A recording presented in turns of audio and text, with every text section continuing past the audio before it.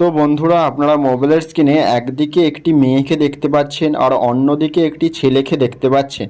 তো এনাদের দুজনকে ভালো করে লক্ষ্য করে দেখুন, তারপরে কি আপনি বলতে পারবেন এখানে কে বেশি বিপদের মধ্যে রয়েছে। এটি বলার জন্য আপনাদের 10 সেকেন্ড সময় দেওয়া হলো।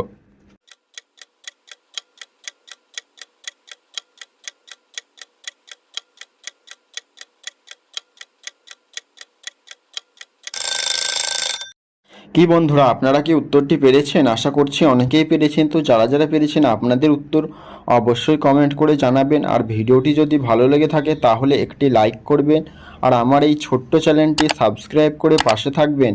আর যারা যারা পারেননি, চলুন আমি আপনাদের উত্তরটি বলে দিই। তো আপনারা এখানে মেয়েটিকে লক্ষ্য করে দেখুন, তার যে ঠেলা গাড়িটি রয়েছে তার সামনে দেখুন একটি বম রয়েছে। এর থেকে বোঝা যায় যে এখানে মেয়েটি বেশি বিপদের মধ্যে রয়েছে।